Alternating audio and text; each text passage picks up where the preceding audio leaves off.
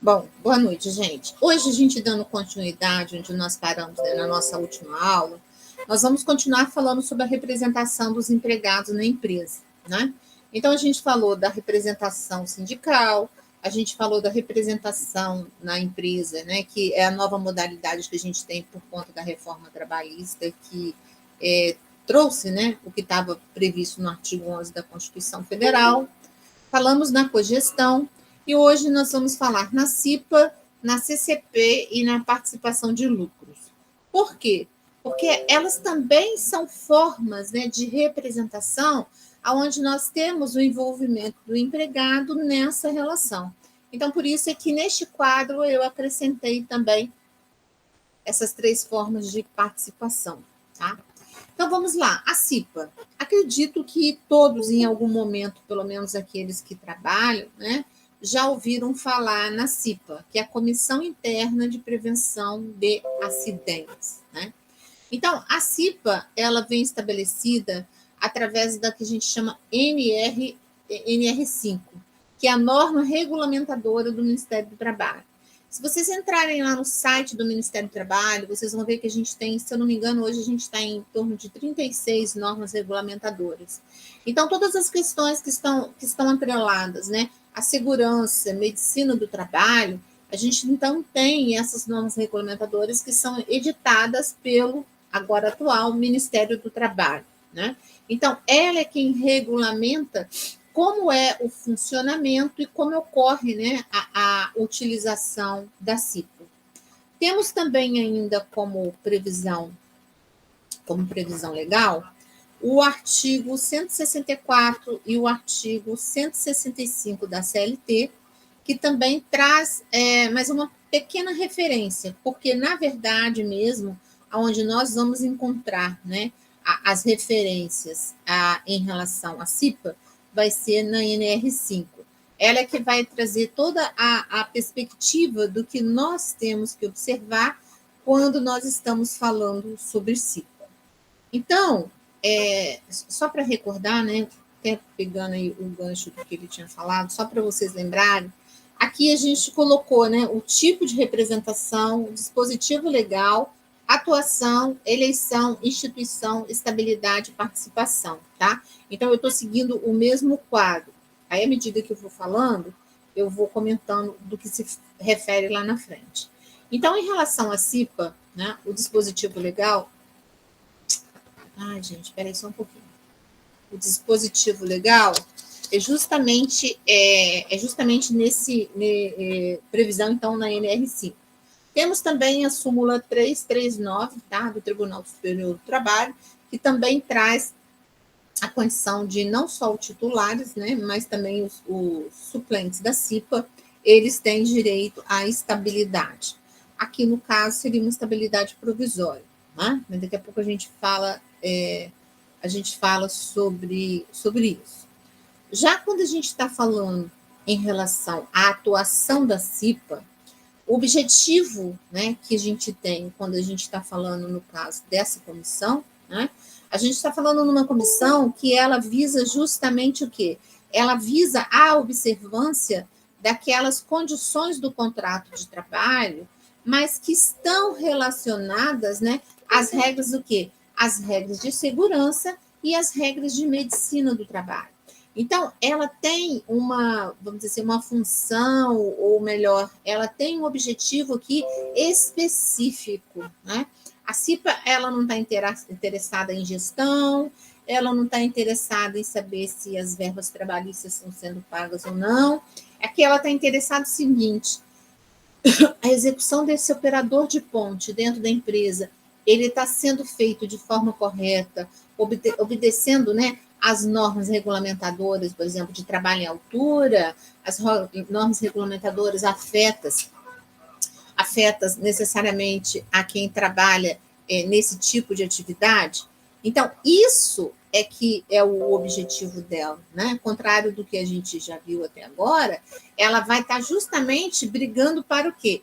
Para que o empregado que está naquela empresa, ele mantenha, né, no desenvolvimento, né, das suas atividades normais, seja preservada a sua segurança, assim como seja preservada seja preservada a sua vida, né? Então, ela tem uma especificidade que é somente em relação a isso, tá? Ele não tem direito, então, de estar discutindo outras condições que não sejam estas, né, voltadas para medicina e segurança do trabalho, tá? A gente, às vezes, acha, né, que é uma bobagem, mas é muito importante, por exemplo, a gente ter essa comissão, porque ela vai justamente brigar, o quê? Está sendo observada, por exemplo, a ergonomia, o desenvolvimento do trabalho desses empregados. A empresa, por exemplo, está investindo no sentido, por exemplo, de colocou colocou um ventilador, mas esse ventilador não está bem preso, pode cair na cabeça de alguém e causar um acidente. Isso envolve o quê? Envolve essas regras de segurança. Tá? Então, assim, de uma forma, né? De uma forma geral, são regras que são muito amplas, tá? Algumas delas, eu diria, mais fácil de entender, outras não. Porque, por exemplo, trabalho em altura, você vai ter uma regra, né? Além de você ter a regra, né, da CIPA, mas aí você tem uma regra a observar. Trabalho em espaço confinado, você vai ter outra regra a observar. Então, é importante que pelo menos vocês, né, deem um passeio depois lá no site do Ministério do Trabalho, só a título de curiosidade, tá, gente? A gente não vai pedir isso em nenhuma avaliação, mas é importante vocês conhecerem que nós temos diversas outras, né, formas de normas, né, que são importantes. Por exemplo, quem trabalha na construção civil tem uma norma específica para a construção civil. Então, assim, cada uma delas dentro da sua própria característica, tá? Inclusive, o cipista, a partir do momento que ele é eleito, ele tem que fazer uma quantidade enorme eles falam treinamento, né? Esse treinamento envolve não só as NRs, mas envolve também questões de trabalhistas, questões éticas. Tem todo um treinamento que ele tem que fazer, tá? Em relação então, isso em relação ao que a gente estava falando, né? Atuação. Em relação à eleição, aqui o que acontece? Essa eleição, ela é feita pelos demais colegas de trabalho. Então, essa eleição, ela é feita, né, pelos próprios pares dos empregados na empresa. A empresa aqui, ela não vota em quem ela quer escolher, não é isso? Ela pode até subliminarmente sugerir, né? Mas quem tem o direito de voto e quem vai definir, né, quem vai estar representando naquele momento, é justamente os empregados. Então, é aberta a eleição, tá? E dentro dessa eleição, do número, cada empresa vai ter um número específico que está lá na ANR, que depende do grau de risco que a empresa se ela é 1, 2, 3 ou 4, depende da quantidade de empregados. Então, isso tudo tem uma conta, né, que você vai fazer para você saber a quantidade de cipistas, né, que você precisa ter dentro da empresa. Então, uma vez aberto o processo eleitoral, qualquer pessoa, né, que seja empregado, ela pode se candidatar, né? Então, eles são eleitos. Agora, aqui, eu não sei se vocês se recordam, quando nós falamos da estabilidade do cipista, que, no caso aqui, o presidente da CIPA, ele não é eleito, né? É estranho isso, né? Mas o presidente da CIPA, ele é escolhido pela empresa, né? Então, o presidente vai ser uma pessoa de confiança da empresa. Agora, os demais membros da CIPA, os demais participantes da CIPA, no caso, eles são votados. Aqui a gente tem, então, nessa eleição, a votação, né, daqueles que serão os titulares e os suplentes. Geralmente são os mais eleitos, né? Os mais eleitos que serão votados e, consequentemente, têm a possibilidade, né, de serem eleitos como cipista, tá? Agora, quem abre o processo eleitoral, quem tem a obrigação de abrir esse processo eleitoral, é justamente a empresa. Esse ônus é da empresa. A empresa que tem obrigação legal, né, de constituir, de abrir o processo eleitoral e de fazer. Ela vai criar uma comissão para essa comissão ser responsável. Quanto, né, maior a empresa, maior a gente tem, né, candidatos e maior essa eleição ela se torna assim uma coisa mais, vamos dizer assim, uma coisa mais valorizada, tá? Então, se você pega, por exemplo, uma eleição de CIPA de CSN, de Peugeot, elas são bem valorizadas pelos empregados, né? Até porque, como ela traz a estabilidade para esses empregados, a gente comentou lá, né, no semestre passado, que a gente tem muitos empregados que ficam muito tempo, né? Porque ele tem um ano de mandato, depois ele pode ter uma recondução, quer dizer, reeleito, depois ele vai para a estabilidade, depois ele pode se candidatar de novo. E, às vezes, o que me incomoda um pouco na CIPA, vamos dizer assim, é que muitos empregados que são eleitos como cipista, algumas vezes não são eleitos porque realmente eles estão ali por brigar por melhorias de condição de segurança e medicina do trabalho, mas sim porque, né, eles querem a estabilidade, eles querem essa garantia. Então, eles ficam, às vezes, atrás dos empregados, não, se você não votar em mim, eu vou ser demitido, por favor, vote em mim. Então, fica assim uma campanha que ela acaba sendo uma campanha falaciosa, entendeu? Porque ela deixa, né? Ela deixa de ser real para se tornar uma coisa que não é verdadeira, porque a gente deveria votar, né, naquela pessoa que realmente pode fazer a diferença. Ele pode acrescer melhorias para os empregados, tá? Lembrando, né, que nessa eleição, né, que é feita pelos próprios empregados, não só os titulares, mas também os suplentes, eles têm direito a essa estabilidade e que é uma estabilidade, né, provisória, tá? Em relação à instituição, a CIPA, né, ela é obrigatória. Então, obrigatoriamente, a ANR determina, né, que haja o processo eleitoral e quem vai, né, dar, como eu falei para vocês agora há pouco, quem tem a obrigação de ter esse processo é a empresa. As empresas é que têm essa obrigação legal e a multa, tá, é muito alta. A multa pela falta de CIPA ela é alta, a multa pela falta de CIPA, a empresa ela traz consequências, inclusive, do empregador, né? Vir a responder uma ação civil pública, tá certo? Então, assim, as empresas têm que tomar muito cuidado com essa questão, tá? Da obrigatoriedade da CIPA, ok? Então, neste caso, quem dá o start é a empresa, mas ela dá esse start por quê? Porque a lei determina. Então, é uma obrigação legal, não é uma obrigação optativa, tá? Ela é uma obrigação que a gente tem que cumprir sob pena de várias sanções. Em relação à questão da estabilidade, na verdade, a gente já até, né, antecipou em relação a isso. Na verdade, a gente, então tem uma estabilidade para aqueles que foram eleitos pelos seus pares. Como o presidente da CIPA, ele não foi eleito, então ele não tem direito à estabilidade, né? Essa estabilidade, ela só vigora enquanto ele estiver na condição de cipista.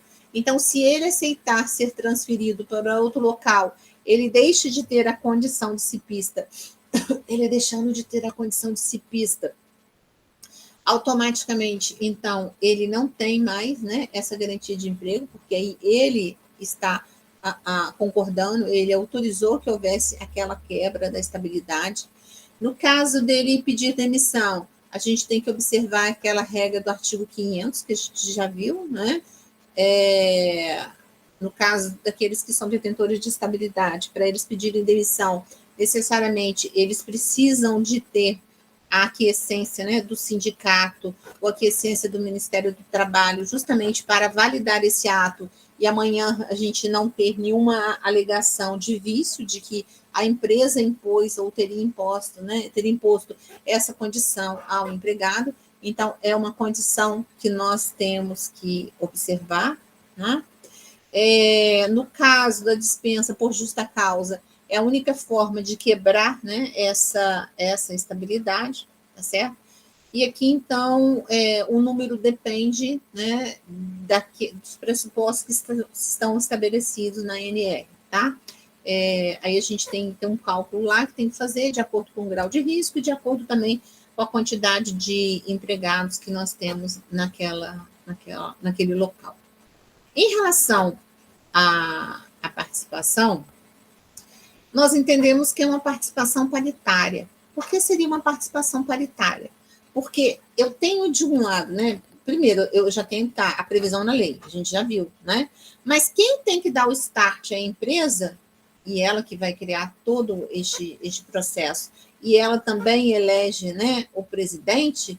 Por outro lado, quem faz a eleição e quem elege, né, os seus pares, que serão aqueles que são os detentores de estabilidade, são os empregados. Então, particularmente, eu entendo que aqui, no caso, ela é paritária. A gente tem tanto o envolvimento dos empregados quanto o envolvimento do empregador. Até porque ele, né, além de fazer todo o processo, ele principalmente ele interfere porque ele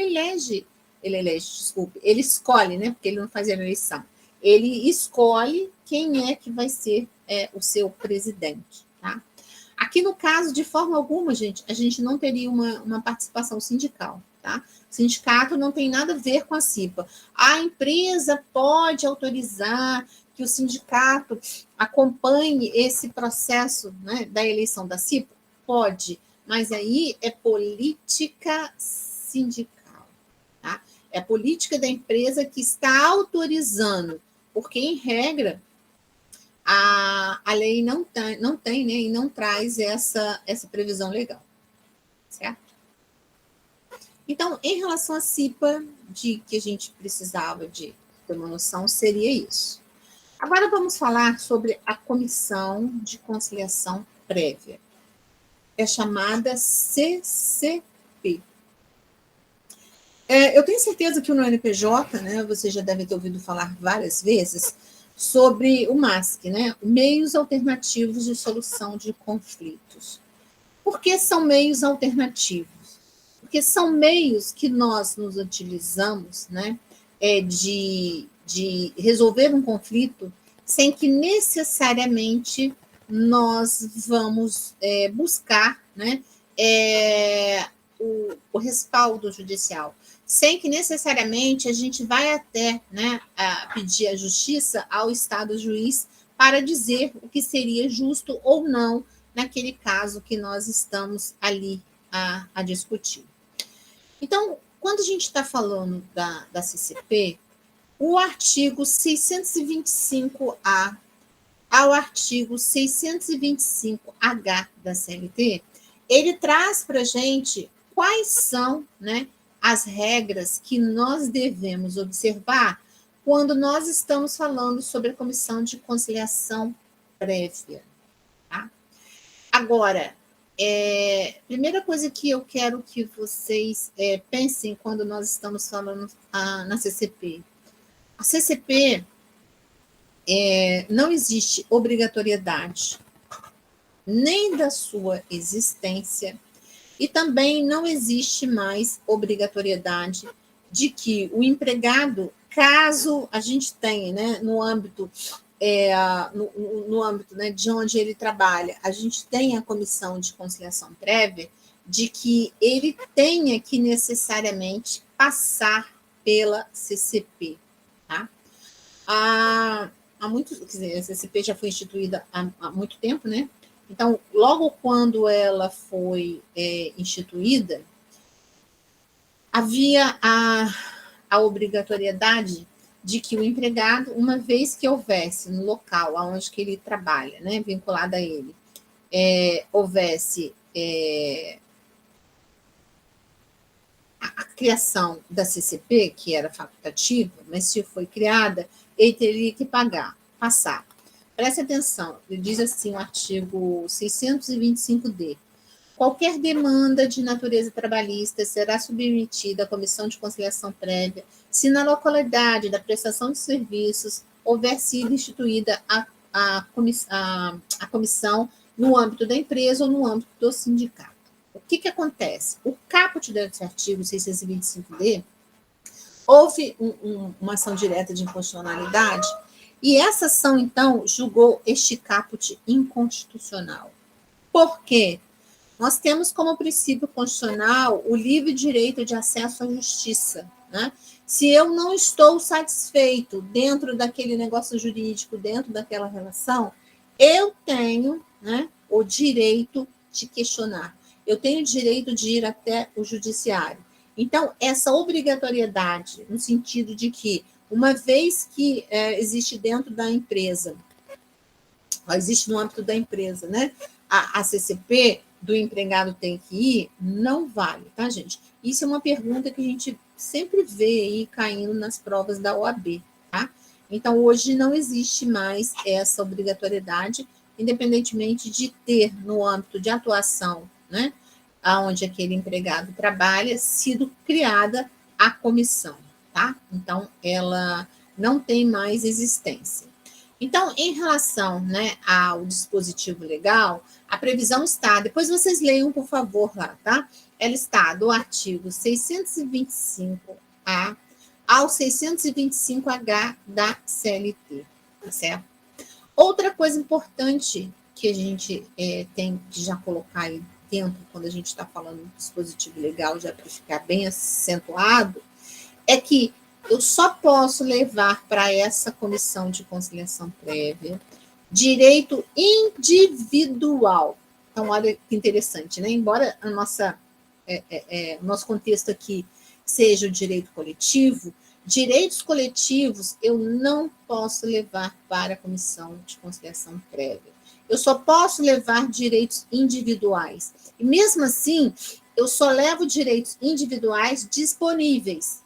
Então, aqueles direitos individuais indisponíveis, né, que a CLT fala, né, que a gente não pode renunciar, eu não posso levar para a CCP. Neste caso, só em juízo que pode ocorrer a renúncia, tá? Então, posso levar um caso, por exemplo, do empregado abrindo mão da carteira de trabalho? Não, né? Esse caso, ele só poderia renunciar em direito. Em juízo. Então, nesse contexto, onde a gente tem a previsão legal é do artigo 625A, 625H da CLT. Qual é a atuação, né, específica quando a gente está falando na comissão de conciliação prévia? No caso, o objetivo dela é justamente resolver aquelas pendências, né, de conflitos, tá, entre a empresa, tá, e o empregado. Isso quer dizer, por exemplo, que se tiver um conflito porque a empresa não está, né, cumprindo, a empresa não vem cumprindo a norma coletiva, está correto? Está correto. Aqui, isso aqui está errado, gente, tem que arrumar aqui, ó. Então, ela visa dirimir conflitos individuais, tá? Eu posso entrar questionando que a norma coletiva não vem sendo cumprida? Sim, mas em relação ao empregado, não o sindicato questionando, né, que não está sendo cumprida, tá certo? Então, ele vai ver o conflito que individual entre a empresa e entre aquele empregado. E lembrando, né, como a gente fez a referência lá em cima, que a gente está falando um direito que seja disponível. Então, o direito coletivo aqui, ele não tem legitimidade de atuação, tá? A atuação dela não pode ocorrer, certo? Só nesses conflitos que são individuais. Tá? Em relação à eleição, a lei determina, que, neste caso da CCP, nós podemos ter de 2 a 10 membros, ok?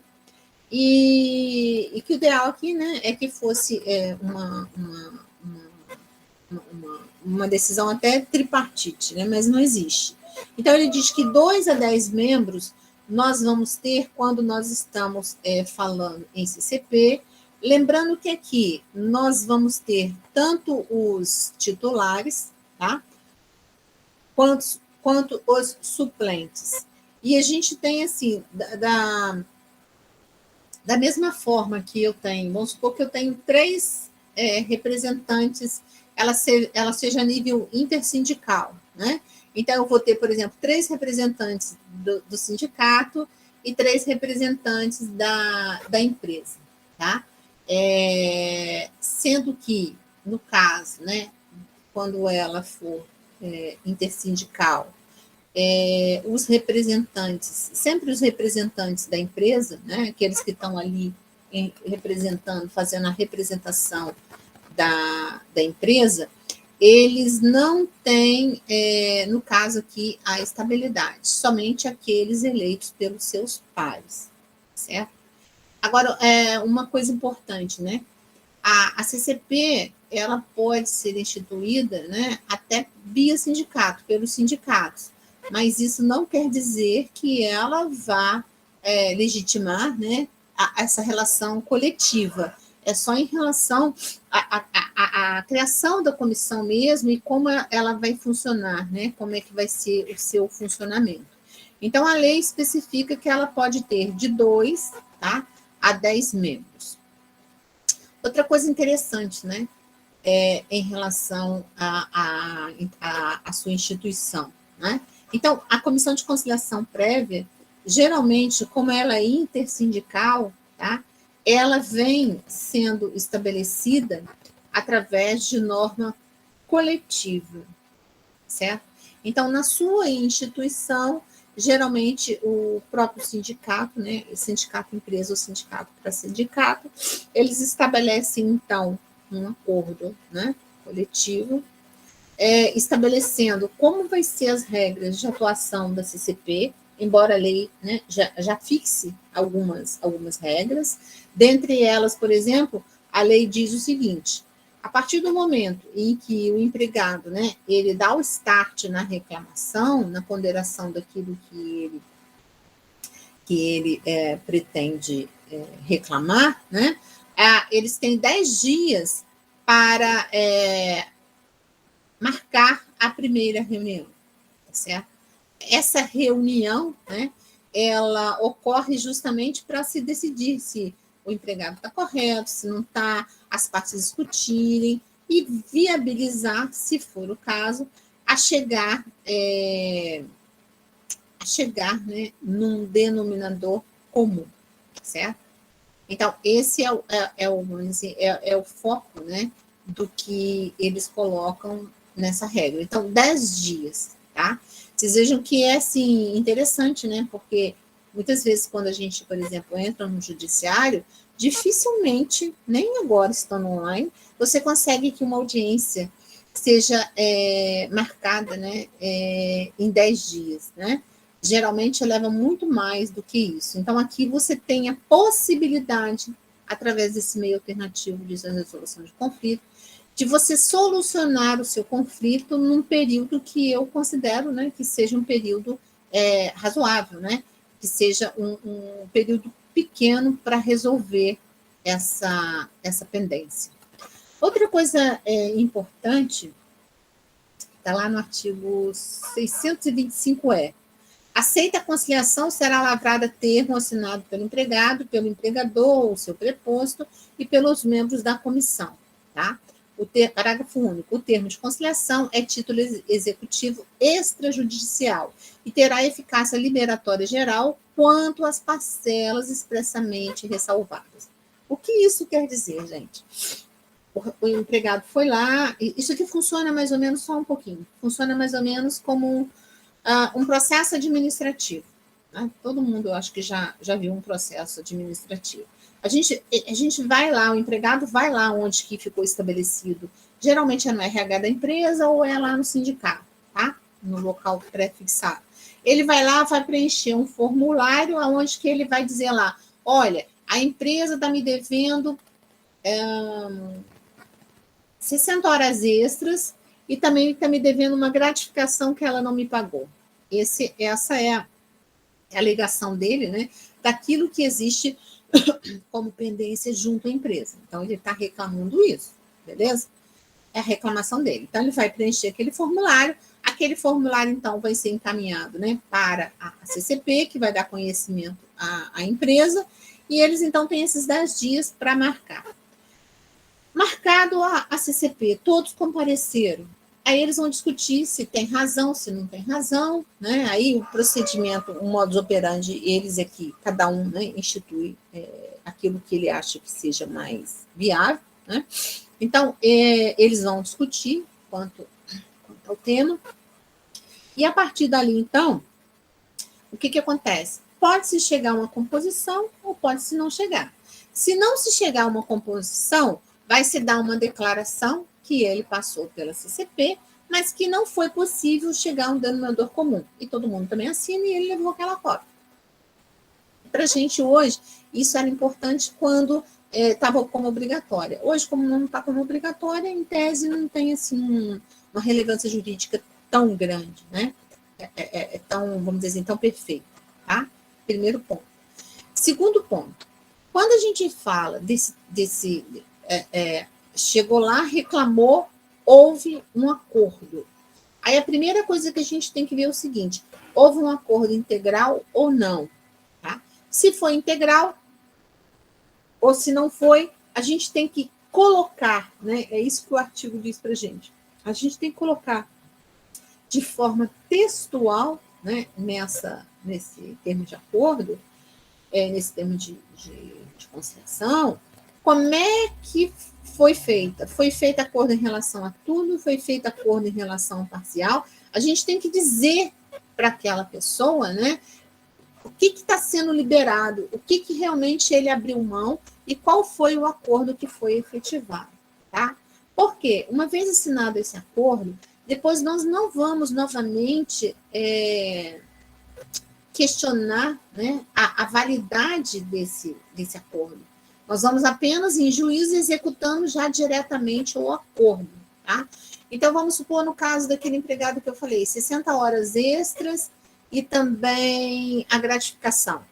A empresa reconheceu que ele tinha direito à gratificação de R$1.000, mas que ele tinha direito só a 20 horas extras. Então, a gente vai pular que o acordo foi feito o quê? Em relação a 20 horas extras, né? E em relação à gratificação.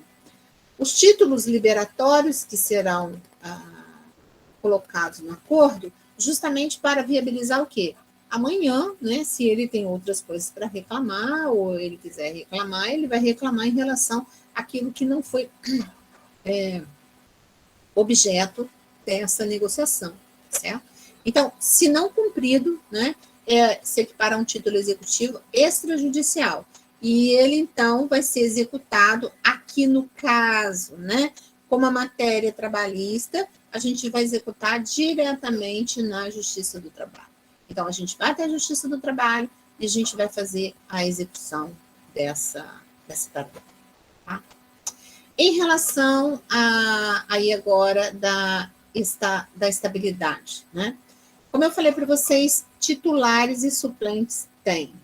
Então, se eu tiver o máximo lá 10 membros, 5 de um, 5 de outro, eu vou ter aí pelo menos mais 5 com estabilidade e os suplentes, né, com estabilidade, tá? O mandato do cipista, ele é de 1 ano. Desculpe, do cipista não, da CCP, né? Desse membro eleito pelos seus pares. É de 1 ano. E é permitida também uma recondução, uma reeleição. Depois disso é que vai entrar, né, a estabilidade provisória. Aqui no caso, aquelas regras que a gente acabou de falar lá, né, para o caso da estabilidade do cipista, se aplica aqui da mesma forma. É uma estabilidade provisória, né? ela tem uma... lembrando, importante, gente, que eu também esqueci de falar lá no Cipista. Lembrando, né, que tanto lá no Cipista quanto aqui na CCP, a estabilidade começa do dia que ele se candidatou, né? Se ele se candidatou e ele não foi eleito, termina quando ocorre a apuração dos votos. Se ele se candidatou e foi eleito, vai até um ano após o término do seu mandato, né? Então, a regra é a mesma, a gente tem que tomar cuidado só com essa questão aí do início, por conta da periodicidade, né? Se ele foi eleito ou não, ela tem uma consequência diferente em relação a esse término da estabilidade, tá? Então, ele teve um mandato de um ano, depois ele entrou no período de estabilidade, é uma estabilidade provisória, ele só pode ser demitido por justa causa, se ele pedir, né, demissão, necessariamente, a gente tem que ver lá, né, que ele tem que ir até o sindicato ou até o Ministério do Trabalho, para que eles deem ciência de que ele, né, pediu esse desligamento, né, para evitar, como eu falei para vocês, qualquer tipo de nulidade. E se for uma demissão por justa causa, ele pode ser demitido a qualquer momento. Não existe nenhuma vedação, desde que, claro, né, lembrando mais uma vez, que no caso da justa causa, né, o ônus é do empregador. Então, como o empregador é que está demitindo, ele que está fazendo essa alegação, necessariamente, então, ele tem que fazer essa prova, tá? Aí, no caso da participação, aqui eu também entendo que é uma participação paritária. Por que é uma participação paritária? Porque eu tenho a empresa e tenho o sindicato. Ou eu vou ter, né, o sindicato patronal com o sindicato dos empregados, então eu tenho uma participação do empregado e do empregador. Então, eu tenho, né, necessariamente eu tenho essas duas figuras interagindo nesta relação. Então, eu considero que ela é existe uma participação aí, né, que é essencialmente paritária. Tá? Em relação à participação nos lucros, né, nós vimos que a própria Constituição, no artigo 7º, ela já vem falando na possibilidade da instituição da participação nos lucros. Antigamente, participação nos lucros e resultado, e hoje se denomina só como participação nos lucros. Até que em 2000, nós tivemos a Lei 10.101 de 2000, que instituiu a participação nos lucros. Mas observe o seguinte, gente, até hoje no Brasil, embora a gente tenha, né, uma lei que tenha vigência desde 2000, a participação nos lucros, ela ainda continua como facultativa. Ou seja, a empresa, ela precisa dar, né, participar dos lucros dos seus empregados, ela precisa ter, a gente fala programa, né? Ela precisa de ter um programa de participação nos lucros? Não. Ela vai ter esse programa, se for do interesse dela, se ela quiser. Se ela não quiser, não existe nenhuma obrigatoriedade quanto a isso, tá, gente? Então, assim, embora seja, né, um termo recorrente, né, na Constituição de longa data, mesmo a lei vindo, ela veio como uma questão que não é obrigatória, é uma questão que é facultativa.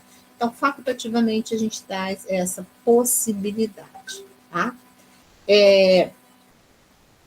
Nesse contexto, então, mesmo tendo em lei, a empresa só vai cumprir se ela, né, estabelecer um programa. Agora, uma coisa, deixa eu falar sobre a atuação, depois eu falo sobre isso.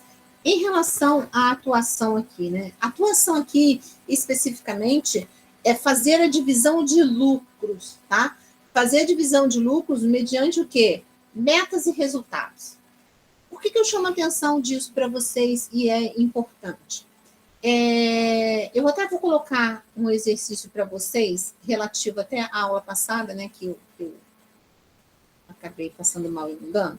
Vou colocar lá no aro, uma norma coletiva. E vocês vão ver, vou tentar achar uma norma coletiva que tenha participação nos lucros. Vocês vão ver que a maioria, não vou dizer a maioria, mas muitos muitas normas coletivas, quando são efetivadas pelos sindicatos ou pelas empresas, eles estabelecem um valor X a título de participação nos lucros. Isso, para mim, a meu ver, isso não é participação nos lucros. Por quê? Primeiro, eu só posso dividir lucros se eu tiver lucro. Segundo, para que eu tenha um programa de participação nos lucros, eu tenho que ter, né, metas estabelecidas, resultados a serem alcançados, de forma que eu tenha um princípio isonômico entre todos os empregados, que eles tenham conhecimento dessas metas, que eles tenham conhecimento dos resultados e que sejam metas e resultados alcançáveis. Por exemplo, uma meta que o pessoal geralmente, quando tem programa de participação nos lucros, eles colocam, que eu particularmente acho muito perigosa, mas é uma praxe, principalmente nas grandes empresas, é vincular a perda, né, de percentual se houver algum acidente do trabalho. Aí o que acontece? As empresas, né, alguns empregados deixam de informar o acidente para poder não perderem dinheiro. Então, isso é preocupante. Mas não existe nenhuma vedação legal, por isso que as empresas se utilizam. Então, assim, colocar na norma coletiva que a gente tem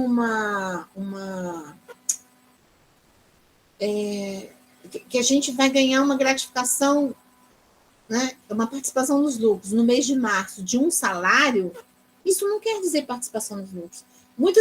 Exemplo clássico agora, na pandemia, o que acontece? A maioria das empresas está no vermelho, está passando por déficit financeiro e está tendo que pagar a participação nos lucros. Por quê? Porque estava estabelecida em norma coletiva.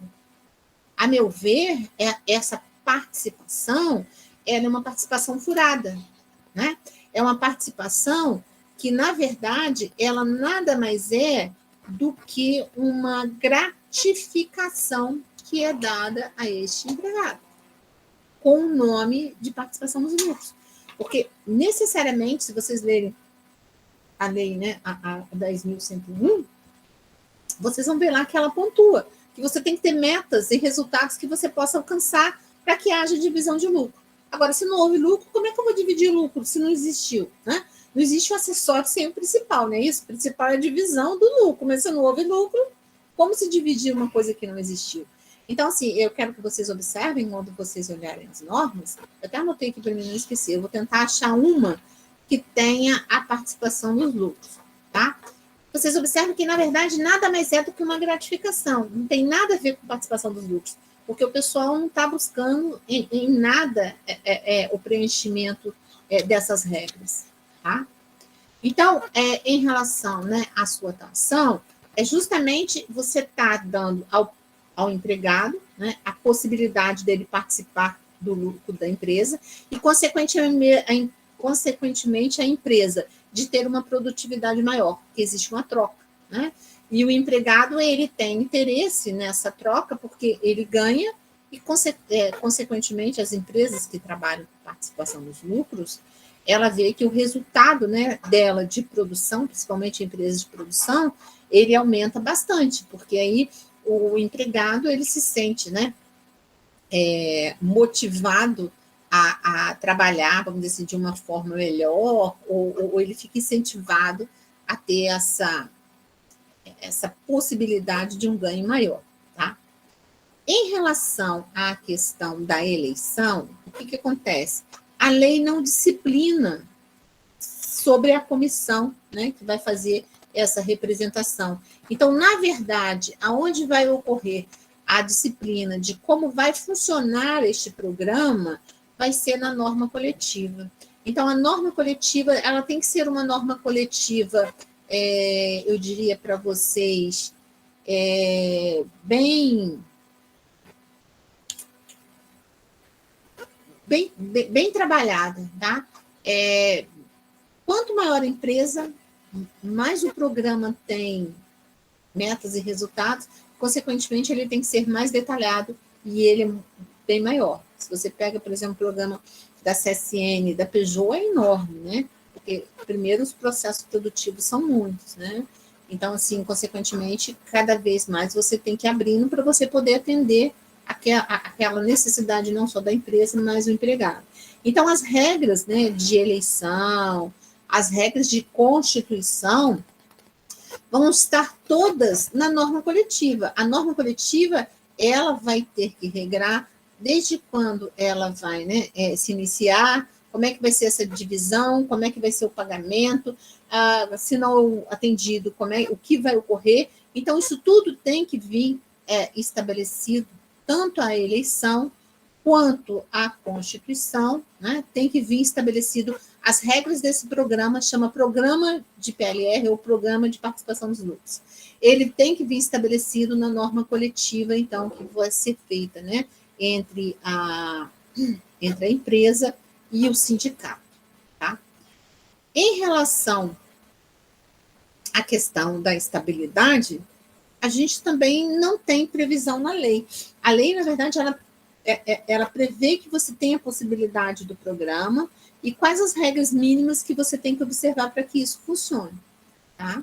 Mas, na minha empresa, a gente tem uma comissão de participação dos lucros e lá nós criamos uma estabilidade para aqueles empregados que foram, né, eles sofrem um processo eleitoral. Então, os representantes dos empregados, eles têm estabilidade. Eu posso criar? Posso. Mas em decorrência da lei? Não. É uma estabilidade provisória que nós estamos criando, decorrentes da norma coletiva. Não tem problema nenhum, não existe nenhuma vedação legal. Mas a lei, tá? Ela não tem previsão. Então, se eu quero dar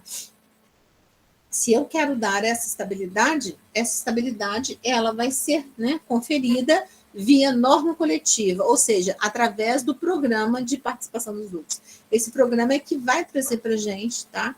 Como é que vai ser essa regra. Em relação à participação, eu também entendo que ela é uma participação paritária. Por quê? Porque eu vou precisar do sindicato, né? E vou precisar da empresa para constituir esse programa, para criar esse programa. Mesmo que eu tenha o programa, ele estabeleça a constituição da comissão, mas o sindicato ele tem que participar para poder criar o programa. Então, a gente tem sempre de um lado aí, né, o sindicato, né, enquanto legítimo representante, a gente já viu lá no artigo 8º da CLT, o legítimo representante da categoria, e, por outro lado, eu vou ter a empresa, né, concedente do programa. Eu particularmente vejo que nós não temos como ter, e também nunca vi nenhuma situação dessa, tá? De você ter um programa de PLR correto que seja coletivo. Por quê? Porque não tem jeito. Porque cada empresa, né, cada local de trabalho, ele tem a sua própria especificidade. Então, eu vou fazer um programa para cada uma das empresas.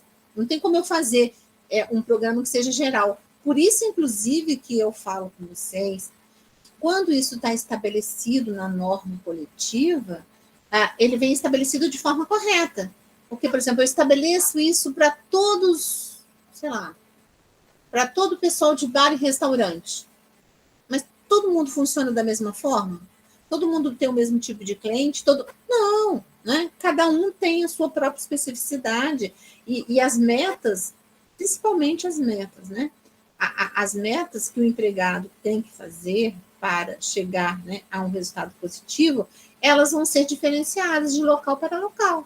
Dentro da própria empresa, inclusive, se você vai pegar o pessoal da produção, é uma forma, você vai pegar o apoio administrativo, é outra forma, e assim sucessivamente.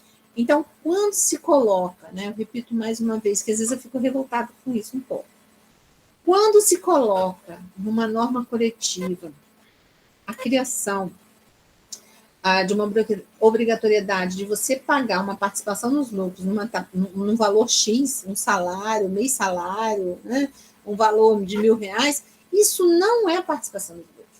Não existe participação dos lucros onde nós não vinculamos meta e resultado. e o resultado, meta, resultado e lucro, né? Os três. Porque também se a empresa não teve lucro, ela vai dividir o quê? Para quem?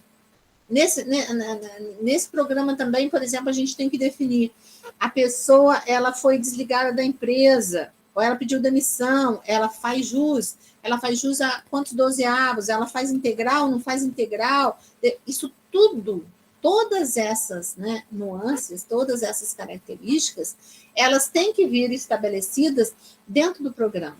Então, é importante, sem dúvida nenhuma, nós termos aqui, nesse momento, a participação sindical, né? Porque a gente viu o quê? O sindicato como legítimo, tanto que a gente colocou ele lá no primeiro, ó, a representação sindical, né? Então a gente viu que, sem dúvida nenhuma, o artigo 8º diz para a gente que ele é o legítimo representante da categoria, quer administrativamente, quer judicialmente.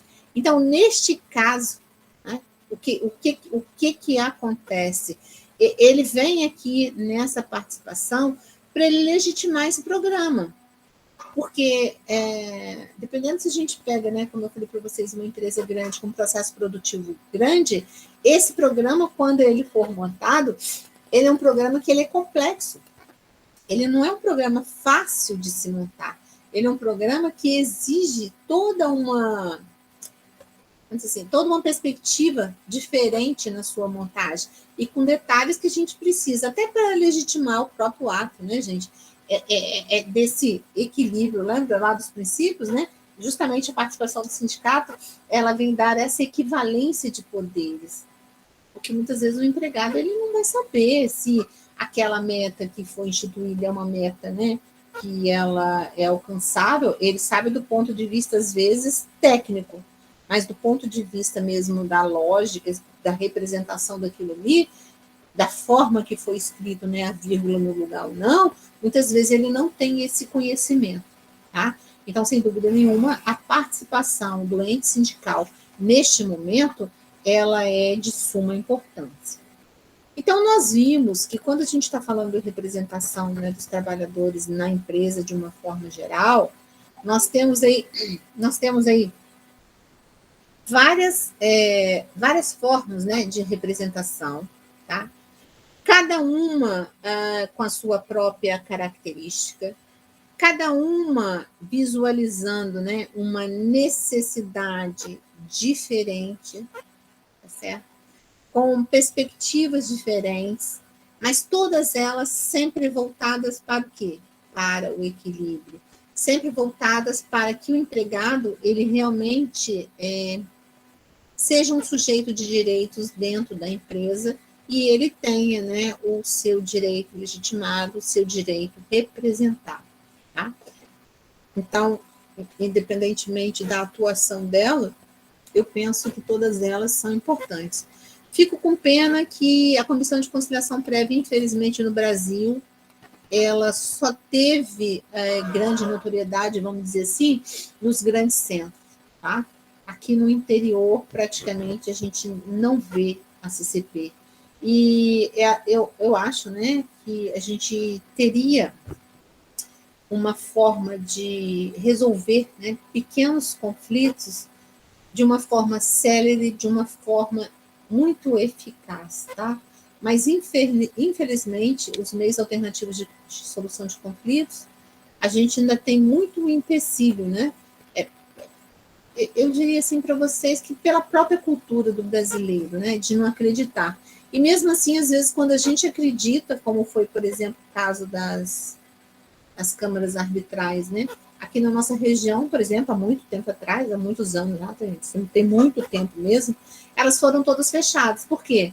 Porque era um instrumento, né, para resolver um conflito de uma forma célere, mais barata, né, um nível, vamos dizer assim, um nível superior, né, das relações entre as pessoas, mas foi fechada porque estava cheio de coisa irregular, estava cheio de falcatrua. Então, assim, as pessoas já não acreditam, né? Na verdade, eles acreditam naquilo que eles têm em termos de judiciário, porque confiam, né, que o juiz, né, como legítimo representante na prestação da efetivação da prestação jurisdicional, ele tem muito mais